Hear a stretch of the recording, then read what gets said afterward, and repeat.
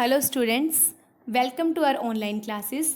हम class 11th का chemistry का चैप्टर कर रहे हैं, स्ट्रक्चर ऑफ एटम।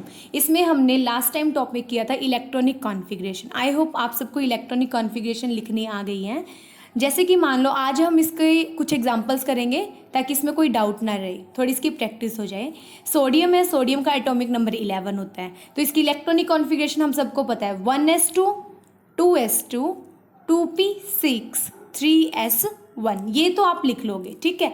अगर आपके पास आ गया Na पॉजिटिव, अगर आपके पास Na पॉजिटिव आ गया तो इसकी इलेक्ट्रॉनिक कॉन्फ़िगरेशन क्या होगी। अब पॉजिटिव का मतलब क्या है, इसने इलेक्ट्रॉन लॉस कर दिया।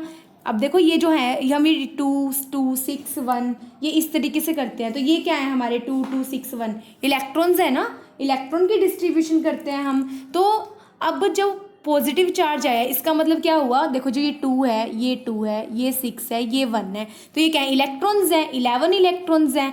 अब अगर इसने एक इलेक्ट्रॉन लॉस कर दिया, एक पॉजिटिव चार्ज है ना, एक इलेक्ट्रॉन लॉस कर दिया, इसका मतलब इसके पास कितने इलेक्ट्रॉन रह गए, अब 10 रह गए। तो अब इलेक्ट्रॉनिक कॉन्फ़िगरेशन है, हम वो 10 के अकॉर्डिंग लिखेंगे। क्या होगी 1s2 2s2 2p6 इस तरीके से। अगर आपके पास मान लो H नेगेटिव आ गया तो H नेगेटिव की इलेक्ट्रॉनिक कॉन्फ़िगरेशन क्या होगी, जो हाइड्रोजन है उसके पास जो हाइड्रोजन होता है उसका एटॉमिक नंबर 1 होता है ना, हम कहते हैं उसके पास 1 इलेक्ट्रॉन है। लेकिन H नेगेटिव मतलब इसने इलेक्ट्रॉन गेन कर लिया। जब इलेक्ट्रॉन गेन कर लिया तो कितने इलेक्ट्रॉन हो गए इसके पास, 2। जब 2 हो गए तो इसकी इलेक्ट्रॉनिक कॉन्फ़िगरेशन क्या होगी आपकी 1s2।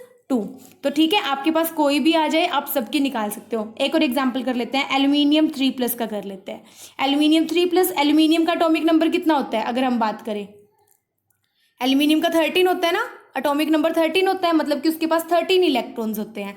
अब 3+ आ चुका, मतलब कि इसने इलेक्ट्रॉन डोनेट कर रखे हैं, 3 इलेक्ट्रॉन डोनेट कर रखे हैं, तो इसका मतलब होना चाहिए तो 13, लेकिन 3 इलेक्ट्रॉन डोनेट कर रखे हैं तो माइनस हो जाएंगे, कितने हो गए 10 इलेक्ट्रॉन हो गए। 10 इलेक्ट्रॉन की electronic configuration 1s2 2s2 2p6। आप देखो काउंट करो कितना बन गया, 2 + 2 4 4 + 6 10। ठीक है, आपको इतना समझ आया। अब ठीक इसके और भी हम एग्जांपल्स करते हैं। जैसे मान लो आपको दे दिया कि हीलियम है, यहाँ हीलियम लिख दिया और यहाँ लिख दिया 2s1, तो बताओ इसका एटॉमिक नंबर क्या होगा। ये क्या लिख दिया, हीलियम लिख दिया और 2s1, बताओ इसका एटॉमिक नंबर कितना होगा। अब देखो बहुत सिंपल है, ये क्या है कि हीलियम है, हीलियम की इलेक्ट्रॉनिक कॉन्फ़िगरेशन क्या होती है 1s2 होती है ना, और ये साथ में इन्होंने 2s1 भी दिया है, तो प्रॉपर इलेक्ट्रॉन कितने हो गए 2 + 1 3। तो इसका मतलब 3 किसका होता है, लिथियम का होता है। 3 एटॉमिक नंबर किसका होता है, लिथियम का। मतलब कि आपको इस तरीके से भी दे सकते हैं, जैसे हीलियम हो गया ये 2s1। आप और भी सिंपल लो मैं बताती हूँ आपको। ये एल्यूमिनियम है, एल्यूमिनियम का कितना होता है 13 होता है। अब अगर हम 10 तक, हमें पता है नियॉन का एटॉमिक, अब इसके एक बार इलेक्ट्रॉन कॉन्फ़िगरेशन पूरी लिख लेते हैं, 1s2 2s2 2p6 6 और 2 8 8 और 2 10। यहाँ पे क्या आएगा 3s2, कितने हो गए 2 + 2 4 4 + 6 10 10 + 2 12 और 3p1 ये आ गया। अब अगर मान लो देखो 2 2 4, ये इलेक्ट्रॉन काउंट कर रही हूँ बच्चे मैं, 2 और 2 4 4 और 6 10, तो 10 एटॉमिक नंबर किसका होता है नियॉन का। तो इसको हम लिख सकते हैं, ये नियॉन ऐसे लिख दो, पीछे ये लिख दो 3s2 3p1, क्योंकि जब भी नियॉन की इलेक्ट्रॉनिक कॉन्फ़िगरेशन लिखोगे तो ये सेम ही आएगी ना, इसीलिए। अब अगर मान लो आपके पास इस तरीके से आ जाता है, आपके पास मान लो आ गया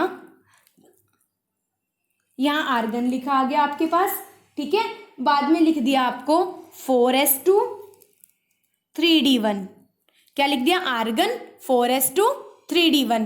अब ये लिख दिया, अब इसका एटॉमिक नंबर बताओ ये कितना होगा और इसका क्या होगा। हमें पता है आर्गन का एटॉमिक नंबर कितना होता है 18, 2 इलेक्ट्रॉन ही है, मतलब कि 18 इलेक्ट्रॉन है आर्गन के पास। आर्गन के पास कितने इलेक्ट्रॉन है 18 इलेक्ट्रॉन है।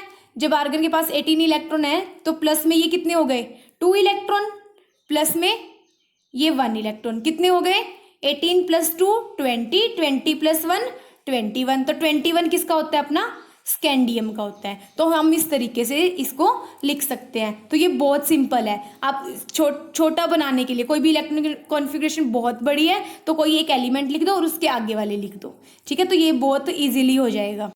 हम नेक्स्ट करते हैं। इसमें क्या है कि हमें बताना है कि जैसे मान लो आउटर मोस्ट इलेक्ट्रॉनिक कॉन्फ़िगरेशन दी हुई है, हमें आउटर मोस्ट इलेक्ट्रॉनिक कॉन्फ़िगरेशन दी हुई है और हमें बताना है कि पूरा एटॉमिक नंबर कितना होगा। बहुत इजी है। अब देखो मान लो आपको कह दिया कि जो सबसे बाहर इलेक्ट्रॉन होंगे ना वो 3s1 में होंगे। अब आपको एक बात पता है, सबसे बाहर कब आए होंगे, जब अंदर वाले सारे इलेक्ट्रॉन्स फिल होंगे तभी तो सबसे बाहर आए होंगे ना। 3s की बारी कब आई होगी, 3s की टर्न कब आई होगी कि इसमें 1 इलेक्ट्रॉन फिल हो गया। तो मतलब कि सबसे पहले क्या हुआ होगा, 1s फिल किया होगा पूरा, है ना, फिर 2s2, फिर 2p6। जब ये सारे फिल हो गए उसके बाद 3s की टर्न आई ना, 3s1। अब देखो टोटल इलेक्ट्रॉन कितने हैं इनके, ये 2 + 2 4, 4 + 6 10, 10 + 1 11। तो कितना आ गया एटॉमिक नंबर, 11। 11 एटॉमिक नंबर आ गया। तो 11 इसका क्या होता है, सोडियम होता है, ठीक है। इस तरीके से हम कर सकते हैं। अब जैसे मान लो 2p3 है, अभी 2p3 कब फिल हुआ होगा, इसके पीछे वाले इलेक्ट्रॉन्स गए होंगे, जैसे कि 1s2 फिल किया होगा, 2s2 फिल किया होगा, उसके बाद ही 2p3 आया होगा ना। ऐसे तो नहीं हम सीधा 2p3 फिल कर सकते। तो 1s2 2s2 2p3। अब इलेक्ट्रॉन्स काउंट करो, 2 + 2 4, 4 + 3 7। तो 7 आगे, 7 किसका आता है, अपना नाइट्रोजन का आता है। अब ये 3p5, 3p5 कब आया होगा अपना, जब हमारे 3p से पहले वाले सब फिल हो गए होंगे। चलो हम 3p की टर्न देखते हैं कब आती है। सबसे पहले 1s2, उसके बाद 2s2, उसके बाद 2p6, उसके बाद 3s2, उसके बाद 3p, कितना का इन्होंने 5, तो 5। अब हम इलेक्ट्रॉन्स काउंट करें कितने होंगे इसमें, काउंट करो, 2 + 2 4, 4 + 6 10, 10 + 2 12, 12 + 5 17, 17 आ गया। तो 17 नंबर किसका होता है, क्लोरीन का होता है। तो इस तरीके से हम अपनी इलेक्ट्रॉनिक कॉन्फ़िगरेशन निकाल सकते हैं।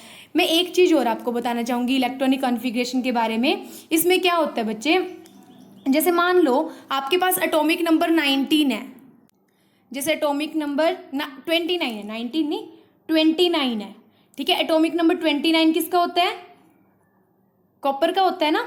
अब कॉपर का 29 है हमारा। अब हम इसकी इलेक्ट्रॉनिक कॉन्फ़िगरेशन लिखते हैं।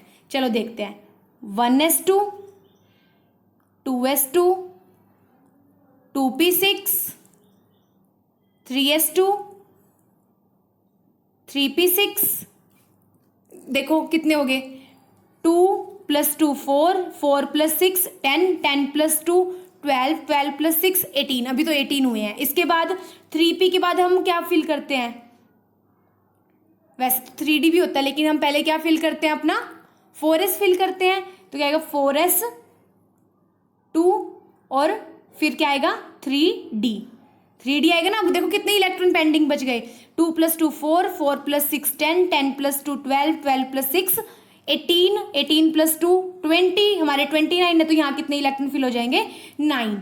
लेकिन कुछ एक्सेप्शनल केसेस होते हैं। अब क्या होता है कि जैसे 4s2 है, s में 2 ही इलेक्ट्रॉन आ सकते हैं, ठीक है, और d में 10 इलेक्ट्रॉन आ सकते हैं। जब d में 10 इलेक्ट्रॉन आ सकते हैं तो वो अगर जब d फुलफिल होगा तो वो बहुत ज़्यादा स्टेबल होगा। सिमिलरली जब भी हमारा कोई भी ऑर्बिटल फुलफिल होता है वो तब स्टेबल होता है, और जब हमारा कोई भी ऑर्बिटल हाफ फिल होता है तब भी वो स्टेबल होता है। जैसे एक घर में मान लो 5 भाई बहन है, तो अब उनको हम एक एक कैंडी दे देंगे वो तब भी खुश हैं, अगर उनको 2-2 कैंडी दे देंगे वो तब भी खुश है। लेकिन 4 को तो 2-2 कैंडी दे दी और एक को आपने एक कैंडी दे दी। जैसे आपके पास मान लो 9 इलेक्ट्रॉन 9 कैंडीज हैं, तो आपने क्या किया, सबको पहले एक एक कर दी, फिर एक एक और बांट दी, लेकिन एक बच्चा तो रह ही गया ना, तो वो थोड़ा कम स्टेबल होगा, वो थोड़ा कम खुश होगा। सिमिलरली क्या ये D9, अगर हमें D10 करना हो तो हम क्या करेंगे, यहाँ से 2 है ना, एक बच्चे के पास यहाँ पे 2 है,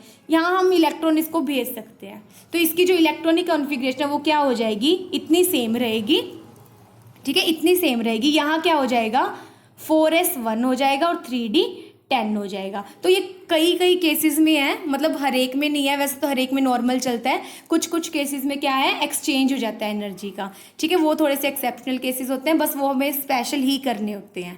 बाकी अपनी इलेक्ट्रॉनिक कॉन्फ़िगरेशन में तो सिर्फ इतना ही है। चलो मिलते हैं नेक्स्ट में, तब तक के लिए wish you all the best, thank you so much.